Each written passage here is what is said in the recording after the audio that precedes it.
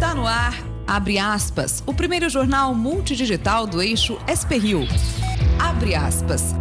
Apoio. FIA. A FIA faz diferença. Sicredi. Gente que coopera, cresce. Olá, muito bom dia. Segunda-feira, 12 de agosto, com transmissão ao vivo pelos Facebooks da SP-Rio Mais e do jornal O Vale, está no ar o Abre Aspas, direto dos estúdios da SP-Rio Mais, no Jardim Aquários, em São José dos Campos, São Paulo. Comigo, os jornalistas. Elcio Costa, muito bom dia, Elcio. Bom dia, tudo bem? E Prazer Zé estar aqui. Guilherme. Bom dia. Prazer recebê-lo aqui também. Bom dia, Zé. E atenção, acaba de ser divulgado pelo Banco Central. A economia brasileira registrou retração de 0,13% no segundo trimestre de 2019, segundo o Índice de Atividade Econômica, IBC-BR, uma espécie de prévia do Produto Interno Bruto, o PIB. O recuo de 0,13% entre abril e junho deste ano foi verificado na comparação com o primeiro trimestre de 2019. O número foi calculado após ajuste sazonal, uma compensação para comparar períodos diferentes de um ano. E os outros destaques desta edição: meio ambiente. A Alemanha corta repasse de projetos em defesa da Amazônia. Bolsonaro reage. Pode fazer bom uso dessa grana. O Brasil não precisa disso. Crise no INPE. Ciência contra balela. Defende ex-diretor em debate com ministro. Previdência. Senado discute projeto na CCJ, mas senadores avisam, não querem ser meros carimbadores do texto da Câmara. Derrota liberal. Macri perde as prévias presidenciais na Argentina. Zoneamento. Câmara de São José passa a discutir proposta do prefeito Felício Ramute. No pódio, a festa do Brasil no PAN, do ceviche no Peru. E uma entrevista com o professor e consultor corporativo Eduardo Fortes. Ele vem conversar com a gente sobre os novos ambientes de trabalho e dos novos profissionais que entram em cena com as transformações digitais. É rapidinho, logo depois do comercial. Fique com a gente.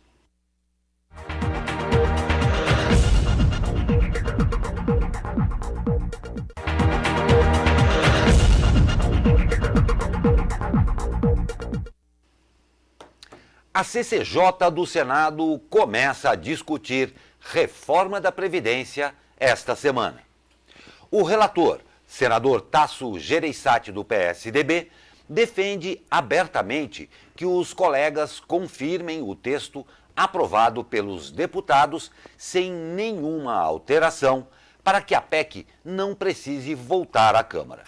Apesar de reconhecer que o texto votado na Câmara precisa ser melhorado, principalmente no trecho de estados e municípios, o tucano defende que as alterações propostas pelos senadores estejam em PEC paralela. Apesar do discurso de Tasso, vários parlamentares insistem que não querem ser meros carimbadores de decisões da Câmara. A reforma da Previdência tem prazo de 30 dias para ser discutida na CCJ do Senado. Nesses primeiros dias, deverão ter debates em audiências públicas com a participação de representantes de trabalhadores e de empresários. A expectativa é de que Tasso apresente o relatório na comissão no dia 28 de agosto. Depois de apreciada na CCJ, a matéria precisa passar por 2 turnos de votação no plenário da Casa para ser aprovada. Para ser aprovada, a reforma precisa de 49 dos 81 votos de senadores em cada turno. O governo disse que já tem os votos, Celso. Não diz que já tem os votos, mas é interessante notar nessa posição do Tasso, que é do PSDB, a urgência que todo o establishment tem de aprovar e liquidar a questão da reforma para poder, de repente, já essa reforma gerar frutos, né? Gerar efeitos não práticos no dia a dia do brasileiro, mas gerar efeitos no humor da economia. Muito se fala que, e espero que exista uma causa, uma certa razão nisso, que essa reforma ela pode destravar investimentos que estão ainda sendo retidos no país. Então, a urgência do Tasso sinaliza nisso. Quer dizer, precisa andar o processo e não, novamente, passar por todo aquele rito de transformação. Cada caso é independente, o Senado vota independente da Câmara, mas existe realmente aquela tramitação que, se houver havendo alterações no Senado, tem que voltar para o plenário. Mas essa urgência mostra isso. O calendário do Brasil, o relógio do Brasil está correndo rápido demais. Tanto que ele apela para essa questão da PEC paralela, né? Para que não interfira nos rumos desse texto já aprovado na Câmara. Seria, na realidade, como se fosse desmembrar. O texto aprovado pela Câmara volta para a Câmara, é aprovado, começa a gerar efeitos, principalmente efeitos muito mais estratégicos. Enquanto isso, o Senado trata do assunto, das coisas, das pendências que ele acha interessantes para depois ser incorporado na reforma. É o que eu volto a falar, o relógio brasileiro está correndo rápido demais e essas atitudes mostram que uma certa urgência. O Glauco abriu, por exemplo, com a questão do PIB, né, que é uma retração do PIB. A expectativa era um crescimento pouco, depois a expectativa era de empatar, agora nós estamos com uma expectativa de ter PIB negativo, que é o que a gente brincava que era o famoso, na época da Dilma, era o PIBinho, né? O Brasil está com o PIBinho, não consegue crescer de jeito nenhum. Com esse valor de PIB, a gente está tecnicamente na recessão. Né? O Brasil, é isso que muitas vezes as pessoas não é dito claro, mas precisa dizer, tecnicamente o Brasil está em recessão. Né? Se continuar com a economia com esse desempenho até o final do ano e não der mostras de alguma sinalização para o ano que vem, o Brasil vai entrar numa recessão grave, um momento pior do que nós estamos vivendo hoje.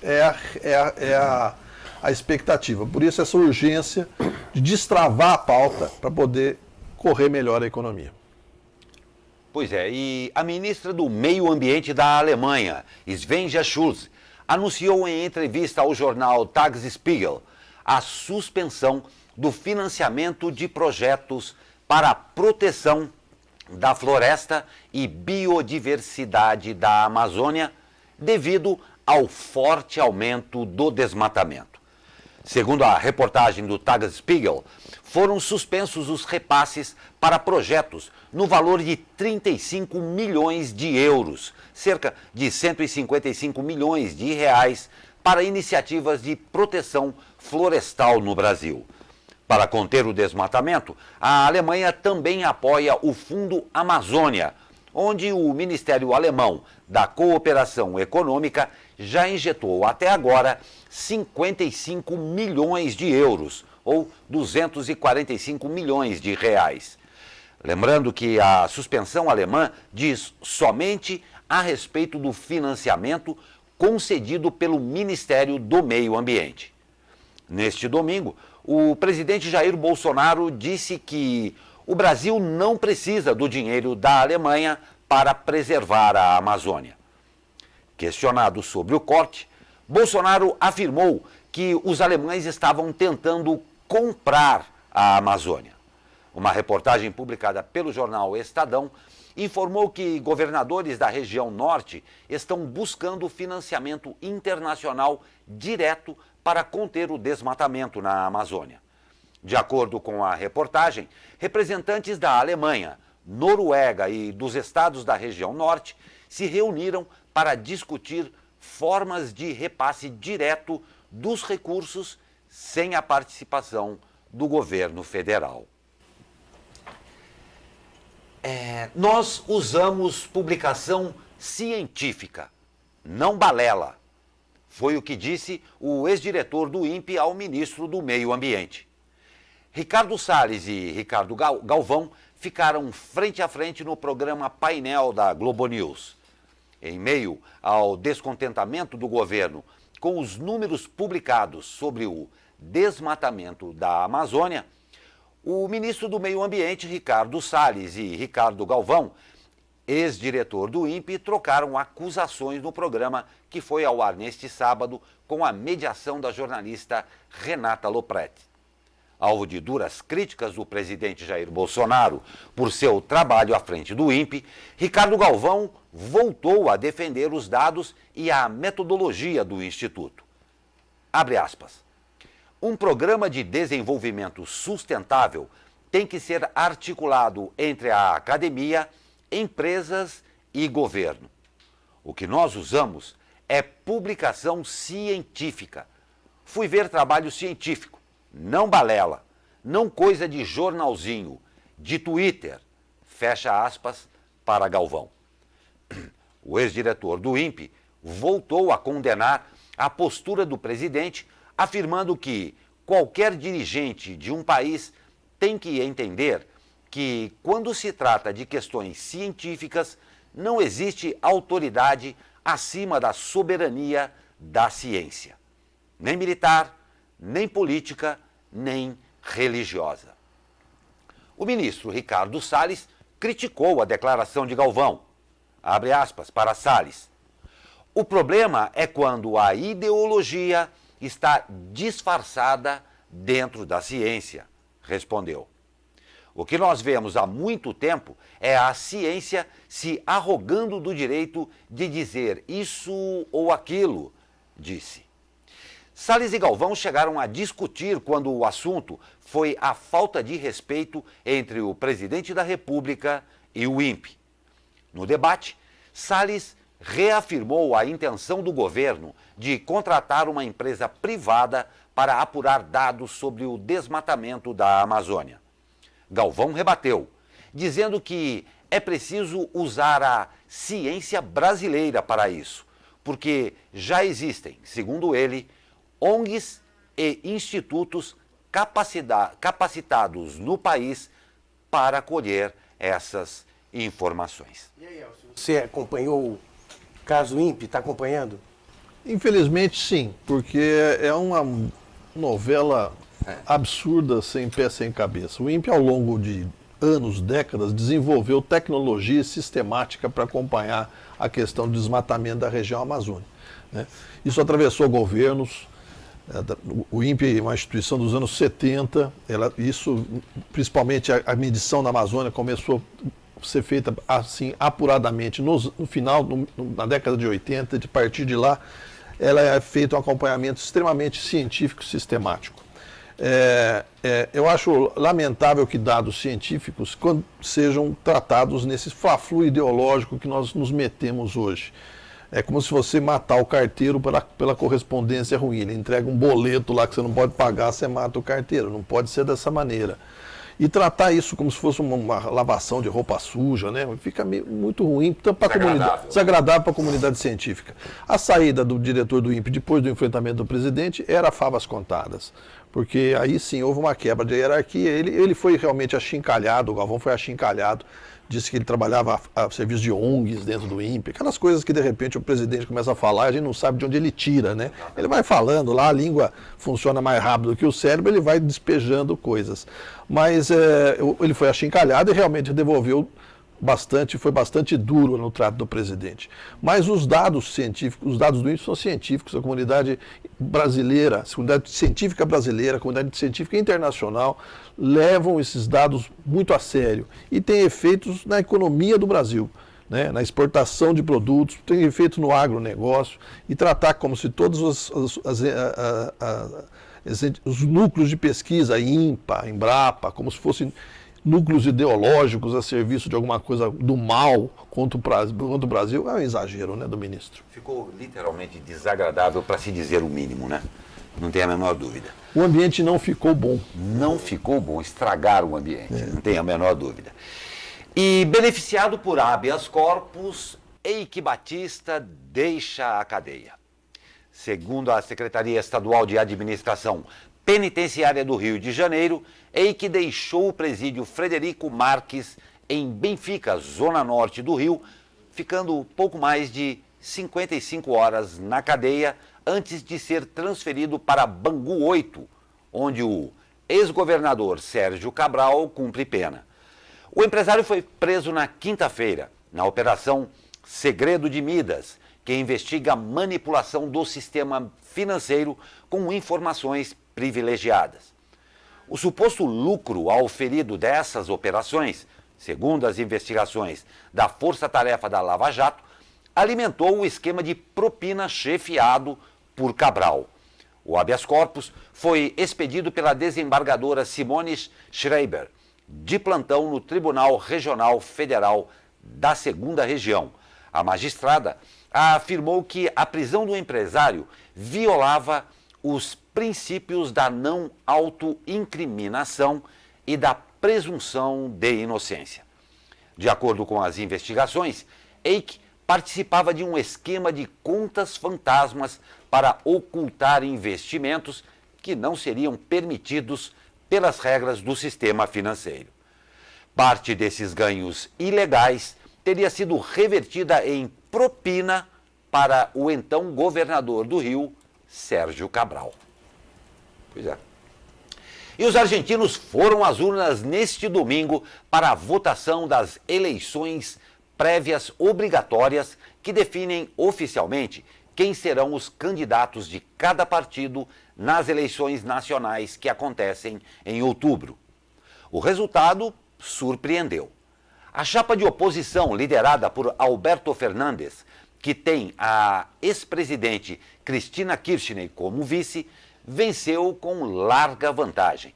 Alberto Fernandes teve 47,6% dos votos e Maurício Macri 32,08%. Caso os números se repitam, na eleição de fato, Fernandes seria eleito em primeiro turno. Macri reconheceu um desempenho abaixo do esperado e afirmou que irá redobrar os esforços. Fernandes comemorou o resultado e disse querer criar uma nova Argentina, que vai acabar com o tempo de mentiras e dar aos argentinos um horizonte melhor para o futuro. O presidente Jair Bolsonaro já declarou seu apoio à reeleição de Macri e disse temer que a Argentina se torne outra Venezuela com Cristina Kirchner. O Bolsonaro não deve ter gostado desse resultado, né? Acho que eles têm um certo alinhamento, né? Acho que nem um pouco. O Bolsonaro ele tentou se aproximar do Macri, ele fez visitas, tratativas diplomáticas. Agora, a Argentina tem um problema que se avizinha, são países bem diferentes, mas o problema da Argentina também é um problema de uma crise econômica que não se resolve, né? A expectativa era que o governo Macri também desatasse e fosse retomado o crescimento, mas não. Então, e o que se está vendo é uma mira olhando para o passado, né? Que a Cristina passou por governos terríveis, né? Deixou a economia da Argentina também numa situação lastimável. Se você vai para Buenos Aires, por exemplo, você compara Buenos Aires de 20, 15 anos com a Buenos Aires de hoje, por exemplo, você vê pobreza na rua, né? Uma coisa que não era tão frequente assim na capital argentina, mendigos, catadores de lixo, catadores de papel, no centro turístico de Buenos Aires, o que algum tempo atrás você não via. A favelização daquela região do aeroporto da cidade, né? Sim, o aeroporto central lá, né? Realmente, o país passa por um empobrecimento a olhos vistos. É uma equação complicada, porque entre o Macri e a Cristina, é que você pular da cruz para a caldeirinha, mais ou menos assim, né? Você está voltando para um passado que é um passado complicado. Investigações para a própria justiça argentina mostravam um esquema grande, esquema de corrupção no governo do governo Kirchner, né? Que é o Néstor Kirchner e depois a Cristina Kirchner. Então é complicado, é pular da cruz para a caldeirinha, do fogo para a frigideira. Bem difícil mesmo. Complicado. Né? Pois é. E milhares de manifestantes vestidos de preto ocuparam o aeroporto de Hong Kong para o 4º dia de protesto. Mais de 5.000 pessoas participaram, segundo o superintendente do Departamento de Relações Públicas da Polícia de Hong Kong. Os manifestantes gritavam palavras de ordem como "Libertem Hong Kong" e distribuíram panfletos para os visitantes estrangeiros explicando suas demandas e o motivo dos atos. Os protestos começaram há 2 meses após o governo de Hong Kong apresentar um projeto de lei, atualmente suspenso, que permitiria a extradição de cidadãos locais para a China. Apesar do recuo do governo, os manifestantes reivindicam o fim da influência de Pequim no território de Hong Kong.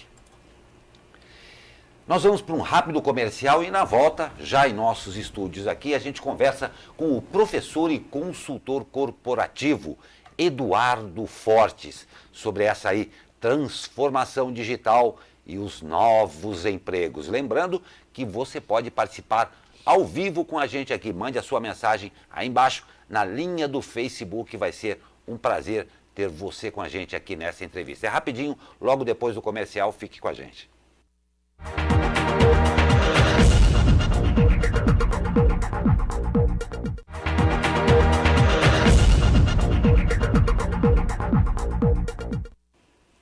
E voltamos aí nessa segunda-feira, depois de um final de semana que ninguém pode reclamar, né? Porque teve um calor bacana, fez um tempo bonito, mas vamos ver como é que fica aí. Porque daqui dos altos da Cassiano Ricardo, a gente vê céu limpo de brigadeiro e vamos ver como é que fica o tempo com ela, Camila Brasiliense. Bom dia, Camila. Bom dia, Glauco Turzi. A segunda-feira vai ser mais um dia de tempo estável aqui em São Paulo devido à influência de um sistema de alta pressão sobre a região sudeste. Assim, o dia vai ficar com poucas nuvens no céu e não há previsão de chuva. Hoje as temperaturas estarão em elevação em relação a ontem e a máxima prevista é de 29 graus no Vale do Paraíba e capital paulista, 28 graus no litoral e 27 graus na Serra da Mantiqueira. Amanhã o tempo muda com a aproximação de uma frente fria da região sudeste. Camila Brasiliense no Tempo Vale para o Jornal Abre Aspas. Pois é, Camila, ainda bem que a gente teve esse final de semana bom aí, porque quando ela se aproxima, vamos ver como é que vai ficar a temperatura aí para essa semana. Ótima semana para você, Camila, e para todo mundo aí do Tempo Vale. E levantamento feito pelo Serviço Nacional de Aprendizagem Industrial, o SENAI, mostra que profissões ligadas à tecnologia estarão entre as mais promissoras, pelo menos nos próximos 5 anos. No período, ocupações que têm tecnologia como base não só motivarão a abertura de novos postos de trabalho, como, claro, exigirão a requalificação de parte da mão de obra hoje disponível. Segundo o SENAI, a demanda por profissionais qualificados dos níveis superior e técnico deverá criar vagas de trabalho para trabalhadores qualificados a exercer funções pouco lembradas há algum tempo. É o caso de ocupações como condutores de processos robotizados, cujo número de vagas a entidade calcula que aumentará 22% contra um crescimento médio projetado para outras ocupações industriais da ordem de 8,5% no mesmo período. Tá? O mapa ainda indica que os profissionais com formação técnica terão mais oportunidades na área de logística e transporte. E é exatamente a respeito disso que hoje nós temos o prazer de receber o professor e consultor corporativo Eduardo Fortes. A gente ouve muito, Eduardo, seja muito bem-vindo, um prazer tê-lo aqui em nossa bancada. E a gente vê muito se fala hoje, tudo é digital, né? E particularmente essas transformações digitais tiveram uma atuação em todos os níveis da sociedade. No que tange especificamente a qualificação profissional, ela está direta e intimamente ligada para um futuro próximo em que ela vai ser o quesito essencial. Né? É assim que está se processando? Exatamente, Glauco. Nunca se falou tanto de perda de fronteiras, né? O jovem que se forma nas universidades hoje, ele não tem muita certeza se ele vai exercer tudo que ele aprendeu ou se ele vai ter a nomenclatura do nome que ele se formou. Os dois principais ativos do mundo hoje são tempo e atenção. Então as empresas estão olhando para isso, na verdade. O que vale a pena ter a minha atenção, o que vale a pena ter o meu tempo. Ainda tem escolas que mostram que tempo e atenção acabam sendo até a mesma coisa. Eu só uso o meu tempo aquilo que vale a pena ter minha atenção pelo meu tempo. E aí começa então a Revolução 4.0, que é a quarta revolução industrial. Para que ter tantas pessoas em posições que eu poderia ter, por exemplo, máquinas, né? E aí então, para que então ter profissionais que eu preciso ter, ensinar o início do processo? Então, está se olhando para as pessoas que são acima do esperado. Pessoas que não precisam ter uma prévia do que se vai acontecer. Então, profissionais que estão mais autogerenciáveis. Então, para que ter 2, 3 hierarquias para cuidar de uma pessoa, se eu posso ter uma pessoa que anda sozinha? Que a gente chama no mundo corporativo, nos corporate code, né, os códigos corporativos de hands-on, autogerenciável. São vários códigos corporativos que estão surgindo agora, né, que é o ownership, que é o cabeça de dono. Eu tenho que ter a intenção de trabalhar para fazer muito mais do que se espera de mim. Então, o termo velho lá atrás, que se fazia dentro do esperado, fazer aquilo que eu sou pago para fazer, que é um termo antigo, que agora traz um novo nome de accountability, eu faço aquilo que se espera de mim, esse profissional não tem mais espaço no mercado. Porque a Revolução 4.0, Glauco, ela não vem para substituir o homem, ela vem para superar. Esse é um outro ponto importante também. Então, a gente fala muito até, inclusive, nas corporações, que não é uma era de mudança, é uma mudança de era. Isso é muito importante entender, porque as máquinas vieram para não substituir o homem. Mas esse profissional autogerenciável, ele existe ou ele terá que ser formado? Ele tem que ser formado, ele tem que parar de trabalhar por um reconhecimento, trabalhar pelo tamanho do salário dele, ele tem que parar de trabalhar por aquilo que ele espera da corporação. Essa é uma mudança muito importante, Zé Guilherme, na mentalidade, porque o profissional, quanto mais tempo de carreira, mais decepcionado ele é. Isso é uma coisa muito interessante nós pensarmos. Todos nós, como temos uma carreira um pouco mais longa, a gente passa por várias decepções. O que é decepção? Expectativa diferente de alcançado. Expectativa e frustração em dispare, que a gente chama. Essa é a frustração. Esse profissional chega muitas vezes em posições mais altas e ele começa a não ser tão alto como ele fazia antes. Não gerar tão em alta performance, que ele começa a fazer aquilo que se espera dele. E está muito bom, era aquilo que era dentro do esperado. Só que para isso eu posso ter máquinas para o lugar dele. Então, para que eu não tenha máquinas no lugar dele, eu tenho que gerar muito mais alto. Então, isso é um trabalho de refazer crenças e valores pessoais. Então, eu paro de trabalhar para a minha empresa, parar de trabalhar para o meu gestor, parar de trabalhar para aquele produto que eu entrego e entender que eu sempre trabalhei para mim. Como eu começar a entender que eu sempre trabalhei para mim e eu tenho que girar cada vez mais alto, eu começo então a ser o cabeça de dono, que a gente chama, que é o ownership. E outras terminações corporativas muito interessantes que a gente fala hoje, né, que é o skin on the game, minha pele está no jogo, que é uma terminação até do mundo financeiro mesmo. As pessoas pararam de olhar para isso, então elas não têm a cabeça de empreendedor. Aí se pensa, empreendedor é aquele cara que tem um trabalho externo? Não, hoje o empreendedor ele é interno, tem empreendedorismos internos. Então a mudança começa com mudança de cultura das empresas. Tem um pensador que eu gosto muito, que é Peter Drucker, que ele fala que se nós não prestarmos atenção na cultura, ela no café da manhã ela acaba com a estratégia. Então, se a gente não tomar cuidado com a cultura, toda a estratégia de você trazer profissionais que são autogerenciáveis, se a cultura é a mesma, o dono continua pensando do mesmo jeito, o profissional vive frustrado dentro da corporação. Até treinamento, quando você vai nas corporações, se treina líderes, ele volta para a empresa e tudo permanece igual, ele ficou muito inspirado, sem possibilidade de aplicabilidade. Então, é um movimento conjunto de tudo isso resultando o quê, gente? Desmonetização da economia. Tá? Então, se quer pagar pouco hoje, e o próximo passo é, se quer ganhar de graça, que é o free.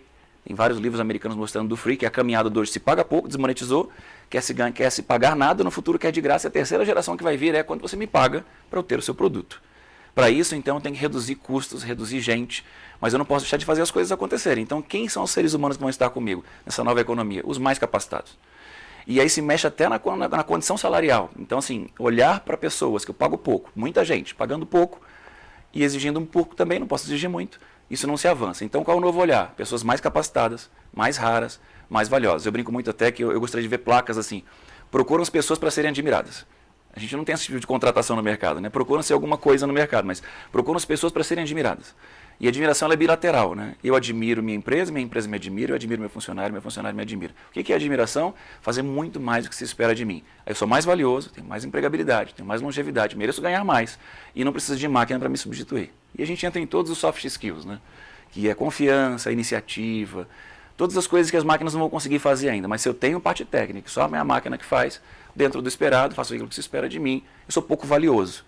Então eu posso entrar com uma robótica para te substituir. Essa é a mudança que vem agora. Eu brinco que as crianças de 12, 15 anos hoje, elas estão estudando para alguma coisa que não aconteceu ainda. Que é a profissão do futuro, que tem muito mais a ver com o que eu posso fazer pelo meu mundo do que vai acontecer com as minhas formações universitárias. Né? Fala que as principais profissões dos próximos 10 anos, as melhores inclusive melhor remuneradas, elas nem nasceram Não nasceram ainda. Agora, nós temos um mercado de trabalho tradicional. O Brasil é um país que tem um problema de emprego grande. Nós temos 14 milhões de desempregados, fora a questão do subemprego. Sim. E tem um conceito acelerado de mudança de perfil de mercado. Como é que há essa adaptação? Quer dizer, esse pessoal fica todo no caminho? Então, Elison, é uma pergunta muito importante. O detalhe, Elcio, é uma pergunta muito importante. O detalhe vem agora, né? Todo o olhar é, de novo, tempo, atenção e rentabilidade. Então, as pessoas começam a olhar, assim, o quanto eu sou valioso, porque eu posso não estar voltando para o mercado, porque existe uma crise mundial, sim. Mas eu posso estar voltando para o mercado porque eu também não sou capacitado, eu não sou qualificado. Desses mais de 14 milhões de pessoas desempregadas, nem se fala também das pessoas que estão na informalidade, que mais de 33 milhões de pessoas na informalidade. Então, será que não tem emprego? E eu acredito que realmente isso é verdade, não tem emprego, mas será que tem alguns empregos que não tem a pessoa capacitada? Então, eu acho que existem duas correntes muito importantes. Existe uma crise realmente financeira onde as pessoas, e política, onde a gente sabe que o emprego está ficando escasso, mas existem algumas vagas mais importantes tecnicamente que eu não tenho capital humano preparado. Então, o que eu gosto de olhar muito, né? As pessoas, os contratantes e os que vão ser contratados, precisa ampliar em capacitação, e a gente volta para o nosso país que é muito carente de educação. A nossa educação hoje ela é muito aquém dos países referências do mundo, né? E investir em que tipo de educação? Educação que traz rentabilidade. Então, na Escola Pública de São Paulo, por exemplo, tem disciplina chamada empatia. Já é um olhar de prestar atenção no que se espera de mim, do que as pessoas estão entendendo que eu posso contribuir. Então, já é um novo olhar. Quer dizer, algumas disciplinas que nós estudamos hoje nas universidades, no longo prazo elas poderão ser importantes, mas quanto elas rentabilizam? Então, esse olhar para a educação, e aí a fala do Glauco no começo, olhar para o ensino técnico muitas vezes que tem mais rapidez, mas não adianta ser técnico se você não tem a capacidade de visão de estratégica, que é o curso superior, os MBAs. Então, o olhar é dois olhares, né? O olhar realmente existe um desemprego e realmente existe pessoas que não estão prontas para entrar nas vagas mais técnicas ou mais específicas, né? Então, é uma era de mudança, é uma era de mudança. Então, essa instabilidade passa pelo contratante, que é o dono de empresa, o gestor mais tradicional, a escola mais antiga, quem quer trazer novas tecnologias com os botões, né? Que a gente chama de tecnologia do bottom-up, e a obsolescência das coisas. Tudo que a gente hoje está vivendo vai ficar obsoleto em breve. Então, culturas, métodos, tecnologias, estatísticas, isso serve para agora. O mundo está muito acelerado. Se fala que nós estamos entre 10% a 20% nós estamos falando mais rápido, andando mais rápido, decidindo mais rápido, e errando mais rápido, e consertando mais rápido. Então, o próprio pensamento sobre isso pode ficar defasado. Pode ficar defasado. O de hoje serve para hoje um pouquinho mais. O volume de informações que nós temos disponíveis é muito alto, né? A geração Z, que é a geração hoje está tomando conta do nosso mundo, ela gosta de troca de informações a cada 28 segundos. A cada 28 segundos a geração Z gosta de troca de informação. Você imagina uma sala de aula, ou um treinamento, ou uma notícia que se estende muito mais que isso, para uma geração muito acelerada. E coabitando com ela tem o X, o boomer, que gosta do detalhe, do aprofundamento, gosta de ficar muito mais tempo do que um dia em cima do mesmo ponto. Então, essa era de mudança que nós estamos vivendo requer muita habilidade de planejamento estratégico de curto prazo, sensibilidade com todos os meus ambientes, capacidade de mudança o tempo todo, saber que meu ponto de vista é só a vista de um único ponto, né? O Leonardo Boff e Mário Sérgio Cortella usam essa expressão. Todo ponto de vista é a vista de um único ponto e é efêmero, isso pode estar mudando o tempo todo. E essa velocidade toda precisa fazer com que os empresários entendam que a minha estratégia que eu comecei lá em janeiro, ela pode servir no máximo até fevereiro. E que aquela que eu coloquei até o primeiro semestre pode ser que ela já tenha que ser trocada de novo. Então, ajustar a rota é o novo movimento rápido do mundo, que senão a gente não consegue ter resultado. Eduardo, vou pedir uma participação, nós já temos aqui participação. Sim. Eu agradeço a você, a Marina Candian, ao Paulo César, a todo mundo que diz aqui um assunto muito interessante, gostando do que está fazendo, e o Lucas Ribeiro, que disse aqui, nós temos aqui a Embraer, a Revap, a GM, que estão sempre diminuindo os salários para manter as empresas abertas. Sim. Devemos optar por rumos de startups que visam a valorização do funcionário? São dois movimentos, né? As empresas cortam aquilo que elas podem ficar sem. Então, isso é um olhar muito importante. Então, se em algum momento isso passou perto de nós, né, porque a gente não se tornou valioso, ela não fica com quem ela, se é muito importante para ela, ela fica. Então, as empresas estão cortando aquilo que não é o acima do esperado, é o dentro do esperado, né? O outro olhar nunca se teve tanta oportunidade de se criar coisas novas no mundo. Até o modelo de trabalho que a gente trabalha para uma empresa só, isso está mudando. Por que ter 1 ou 2 empregos só? Você pode ter muitas coisas acontecendo ao mesmo tempo. O mundo digital, você pode estar ganhando dinheiro enquanto você está dormindo. Se você escrever um livro, você está ganhando dinheiro enquanto você está dormindo. Se você tem um site que as pessoas acessam, você está ganhando dinheiro quando você está dormindo. Você pode ter um emprego clássico que entra às 8 e sai às 18, mas você pode ter vários empregos fatiados também. Então, o mundo vive essa mudança. Quer dizer, startup sim, é muito válido fazer, mas é estudo, né? É um mercado digital, um mercado pouco explorado ainda. As pessoas não conhecem muito. Existe ainda muito pouca mensuração do que se faz ali. E isso é uma oportunidade, uma terra de muitos retornos rápidos. Mas a velha economia ainda existe muito forte. Então, essa transição é muito importante que entenda. Então, ganhar valor em tudo que fizer, Glauco, é sempre o que eu acho muito bacana de norte, né? Se eu estou na minha empresa, estou bem empregado, porque eu fiquei num corte, é porque eu sou valioso. Eu não sou dentro do esperado, eu sou acima do esperado. E se eu for fazer alguma coisa fora, eu não adianta fazer também dentro do esperado. Cuidado para não caminhar nos mesmos nichos, né? As pessoas querem novidade o tempo inteiro. Nunca se foi tão ansioso no mundo hoje por novidades. E novidades efêmeras, que são novidades agora. Tá? E a gente não brinca que não tem nada de novo, efetivamente. Disruptivo. Tem muitas novidades. Novo mesmo, a gente tem pouca coisa que a gente está vivendo de novo. A gente tem muita novidade. Então, vou para startup, vou fazer meu projeto de startup? Vou. E o que eu vou trazer mesmo que pode ser tão incrível que o meu mundo precisa? Tem muita coisa que nós precisamos. Então, para entrar nisso, eu preciso estudar e não sair do emprego que eu era dentro do esperado e fui desligado. E vou fazer uma startup agora. Dentro do esperado, não vou ser comprado. Eu preciso entender bem isso. Em outras palavras, gente, a exigência do mundo hoje ela é alta mesmo. E não é porque as pessoas estão querendo competir, não. É por sobrevivência. Porque se você não for alto, a máquina substitui. E não vem para substituir, vem para superar. Então, isso é uma coisa importante. Então, nós temos, acho que tem muito a ver. A Yara Cristina nos pergunta aqui, está parabenizando a sua entrevista aqui, e está falando assim, ok, senhor Eduardo, mas tudo isso dá muito medo. Como é que a gente faz para se preparar para isso? Exatamente. E o medo é o maior indicador de que a gente está no caminho certo. Porque tudo que é estático, é paralisado, é seguro, não se movimenta. E o mundo hoje é totalmente movimentação. Então, deu medo, você está no caminho certo. E o medo, tem 2 movimentos do medo em neurociência, né? O medo que te para primeiro, que é aquele medo que te assusta, e o segundo movimento do medo, que é o que te impulsiona. Então, é Yara, né? Yara, se você sentiu um medo paralisante, agora vamos estudar, vamos nos capacitar para ganhar competência, né? Tem uma matriz que eu gosto muito, que é desafio na barra de cima, competência. Se eu aumento a minha competência, o meu desafio fica pouco assustador. Mas se eu tenho um desafio muito alto aqui, tenho um pouquinho a competência, eu tenho muito medo. Então, como é que eu faço para, nesse desafio bem alto aqui, nível 10, eu ficar bem tranquilo? Aumento a minha competência. É isso que eu costumo fazer nas empresas, né? Quando a gente vai fazer treinamento. Aumentar a competência das pessoas. O medo some, viu, Yara? Quando você é muito competente. Se você não tem a competência, o medo fica gigantesco. Mas o medo é importante ser registrado, sentir medo, ver me organizar, estudar bastante, me capacitar, e aí sim o desafio fica pequeno.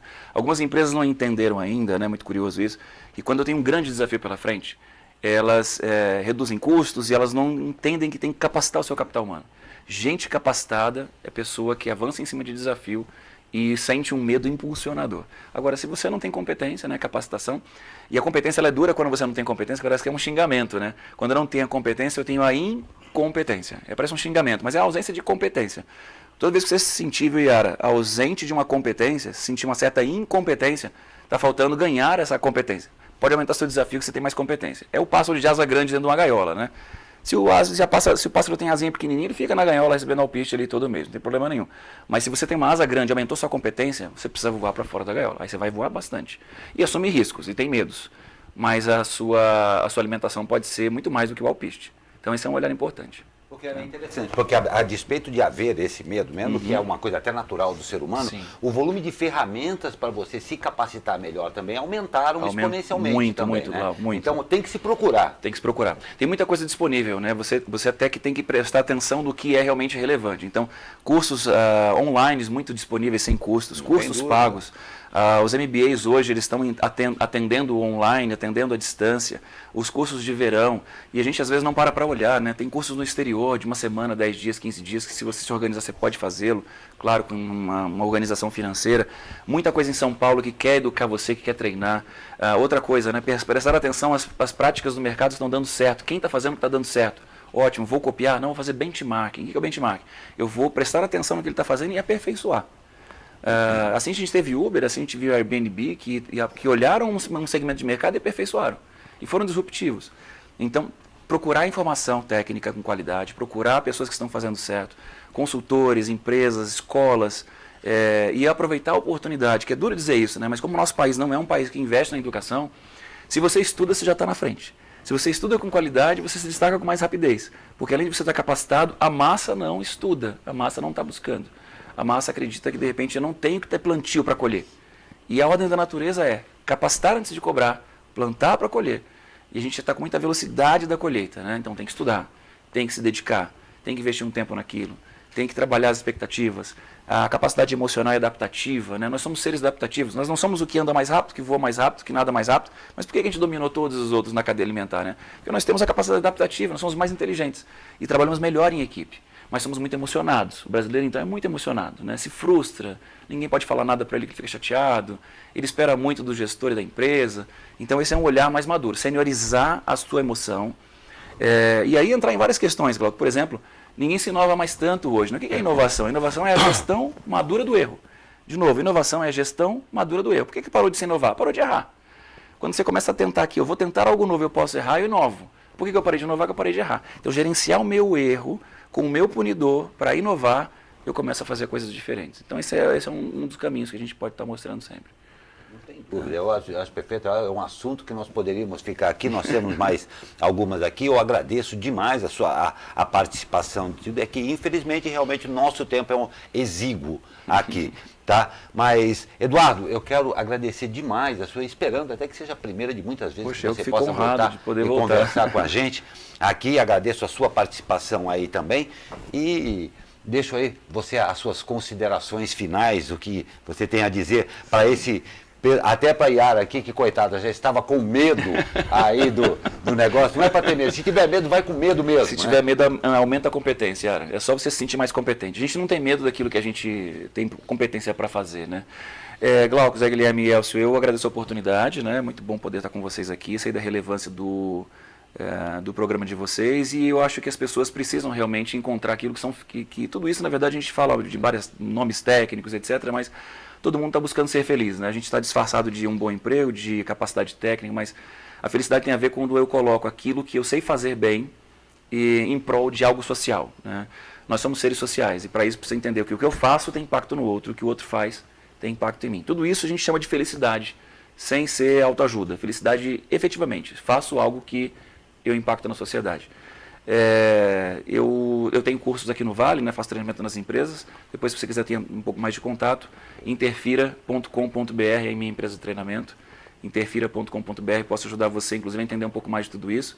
E mais uma vez agradecer a oportunidade, gente. É um carinho imenso poder ajudá-los aqui sempre. Nós agradecemos muito, tivemos o prazer de conversar com o professor e consultor corporativo Eduardo Fortes. E eu registro também a presença de Amanda Manguica, assessora aqui do professor Eduardo. Muito obrigado pela sua presença. E nós vamos para um rápido comercial e já voltamos. Fique com a gente.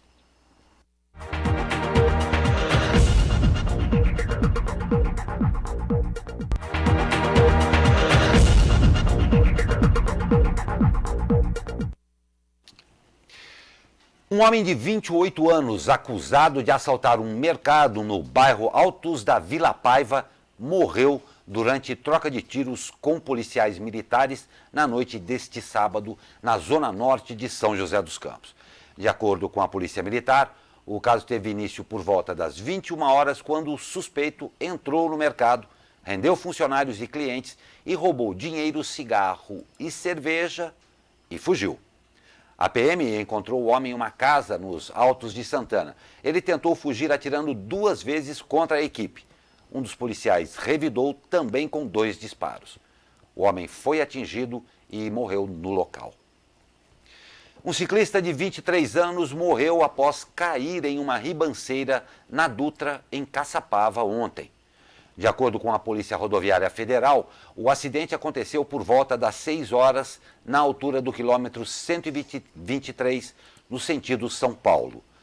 Um outro ciclista que estava com a vítima conseguiu evitar a queda e teve ferimentos graves. Ele foi encaminhado ao pronto-socorro de Taubaté. Os 2 ciclistas pedalavam pelo acostamento no sentido contrário e não perceberam o fim da pista e o buraco. A Polícia Civil registrou o caso. Para uns, uma proposta que representa avanços e que resultará em desenvolvimento econômico para o município. Para outros, um claro retrocesso para a cidade que trará prejuízos em áreas como meio ambiente, mobilidade urbana e qualidade de vida. Na sexta-feira, um dia após o prefeito Felício Ramute protocolar na Câmara o projeto de revisão da lei de zoneamento de São José dos Campos, setores manifestaram suas posições. Os principais elogios vêm do setor empresarial que também fez ressalvas. Sem detalhar as reivindicações que não foram atendidas, a Aconvap ponderou que, de um ponto de vista macro, o projeto é um avanço importante para o setor. A professora Clécia Massi, da Unesp, disse: apesar de, na carta introdutória, o prefeito falar que vai haver um cuidado com as áreas de cerrado, isso não aparece no texto. O professor Wilson Cabral, do Departamento de Recursos Hídricos do ITA, afirmou que vamos tentar trazer essa discussão para a sociedade. As pessoas estão alheias sobre algo que irá afetá-las drasticamente no futuro. E a Comissão de Constituição, Justiça e Redação da Assembleia Legislativa de São Paulo deu parecer favorável ao projeto da deputada joseense Letícia Aguiar, do PSL, que autoriza a criação de colégios públicos militares em todo o estado. A proposta, que foi uma das principais bandeiras da eleição de Letícia, prevê que as escolas sejam incluídas na estrutura organizacional da Polícia Militar, ou seja, geridas pelo comando da PM. Caso aprovado, o texto autoriza que o governo do estado crie os colégios que oferecerão ensino infantil, fundamental e médio com educação integral. Além das matérias previstas pelo Ministério da Educação, a PM poderá adicionar disciplinas complementares. O projeto também prevê que alguns colégios que já existem passem à gestão da PM. Abre aspas.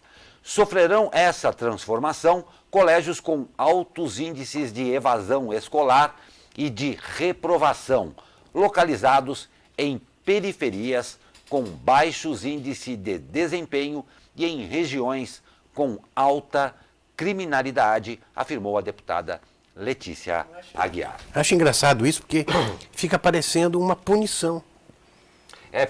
Ficou meio dúbio isso. Se você não fizer isso, não fizer aquilo, nós vamos pôr o colégio militar lá. Entendeu? Parece que é uma punição. Ficou uma... Não uma escolha das pessoas, porque tem gente que gosta disso, né? Tem gente que defende o colégio militar. Mas do jeito que está sendo feito, é meio estranho. É bem estranho mesmo. Adotado pela primeira vez neste ano, o sistema de cotas para candidatos negros foi ampliado no vestibular de 2020 no ITA, em São José dos Campos. O número de vagas gerais cresceu de 110 para 120 e as de cotistas de 22 para 24. Podem se inscrever candidatos de ambos os sexos que sejam brasileiros natos, de no máximo 23 anos, em 31 de dezembro de 2019 e que tenham concluído ou estejam concluindo o ensino médio este ano. Os demais podem concorrer como treineiros. Quem se autodeclarar negro terá que comprovar a informação na fase de inspeção de saúde, na terceira fase do vestibular. Os cotistas farão as mesmas provas dos demais e concorrerão entre si. As inscrições devem ser feitas pela internet até o dia 15 de setembro. A taxa de inscrição é de R$ 140. Glauco, tem uma informação aqui do mercado financeiro, Pois não. que o dólar está operando em alta nessa segunda-feira por causa de duas questões. A aversão ao risco ligada à disputa Estados Unidos e China e as perspectivas de que o presidente argentino, Maurício Macri, não conseguirá se reeleger nas próximas eleições presidenciais. A gente acabou de falar da questão argentina, né? Às 9h51, a moeda subia 1,48%, vendida a R$ 3,99. Pois é. As notícias econômicas dominaram esse começo de semana aqui. A maioria delas não foram tão boas notícias assim. E olha, atenção você usuário da Tamoios. Nas madrugadas de terça e quarta-feira agora, amanhã e depois, do quilômetro 67,5 ao quilômetro 81 da Serra da Rodovia dos Tamoios, será interditado para o lançamento de vigas da obra de duplicação. As interdições têm previsão de ocorrer da 1 às 5 da manhã. As atividades foram previamente informadas e autorizadas pela Artesp, que é a Agência de Transporte do Estado de São Paulo. Então aí, para evitar transtornos, quem puder evitar trafegar em direção ao trecho é melhor, né? E os usuários terão como rotas alternativas as rodovias SP-98, que é a Mogi Bertioga, e a SP-125, a Oswaldo Cruz, que é a que liga Taubaté a Ubatuba. E a obra da Ponte Estaiada também irá interditar aqui uma faixa de rolamento da Avenida Jorge Zarur, entre o Shopping Colinas e o Hipermercado Extra, no sentido Dutra. Presta atenção, a partir de hoje.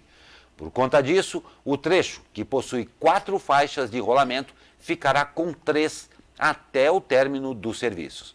A operação para a interdição da faixa foi iniciada pelos agentes da mobilidade por volta das 8h30. Nesta semana, a Queiroz Galvão, responsável pela obra, iniciou o lançamento de vigas no vão número 9 do ramo que ligará as avenidas São João e Jorge Zarur, ao lado do Hipermercado Extra. Já foram fechados 4 vãos neste trecho da Ponte Estaiada. Cada um deles comporta 8 vigas pré-moldadas de 16 toneladas cada uma. E olha só, o Pan-Americano. Esse ano aí, essa edição, o Brasil realmente arrebentou, né? Na edição de 2019 dos Jogos Pan-Americanos, realizados em Lima, no Peru, a equipe brasileira confirmou a melhor atuação do país em Jogos Pan-Americanos. O time Brasil conquistou, olha só que beleza, 171 medalhas e garantiu o país no segundo lugar do quadro geral de medalhas, com 55 de ouro, 45 de prata e 71 de bronze. A melhor campanha dos brasileiros em Jogos Pan-Americanos tinha sido em 2007, no Rio de Janeiro, quando conquistou 52 ouros. Parabéns a todos esses atletas aí, essa coisa maravilhosa que traz para o Brasil tanta alegria. A gente sabe a dificuldade de ser um atleta de ponta no nosso país, né? Mas vamos falar do esporte por aqui agora, com os resultados, claro, aí do final de semana. Classificação carimbada. O Burro da Central venceu o Juventus em São Paulo por 1-0 e se classificou para a próxima fase da Copa Paulista.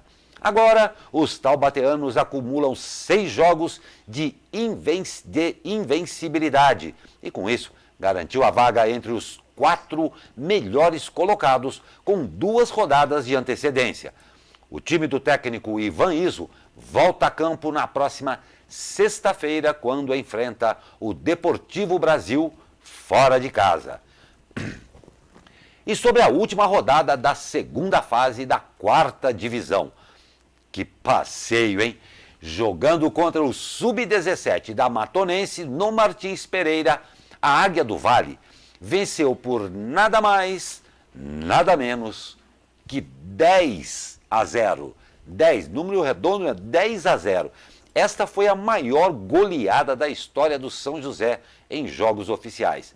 A equipe do técnico Oliveira encerra a segunda fase da competição em segundo lugar, com 10 pontos conquistados em 6 jogos disputados. Já o Joséense disse adeus. O Tigre do Vale foi superado pelo já classificado Marília pelo placar de 6-0 e deu adeus à competição estadual. O time de Rafael Attili encerrou a segunda fase na última posição do grupo 10, com apenas 5 pontos. O sorteio da terceira fase da competição deve ser definida pela Federação Paulista nos próximos dias. E ó, gente, hoje tem jogo, hein? Após perder para o Bauru em casa por 83-69 na última sexta-feira, o São José Basquete tem um novo desafio pelo Campeonato Paulista. A equipe de Paulo César Jaú enfrenta o Rio Claro às 20 horas, fora de casa. Está na hora de vencer, não é, Zé? É isso aí. É isso aí. Bom, tivemos um começo de semana aí com as notícias de economia bem sérias para o nosso país, mas vamos ver aí para o resto da semana, não é, Zé? Isso aí. Amanhã a gente volta. Amanhã voltamos, então. Um ótimo dia para você que participou com a gente. Bom dia, Zé. Esperamos por você amanhã com mais um Abre Aspas. Ótimo dia a você.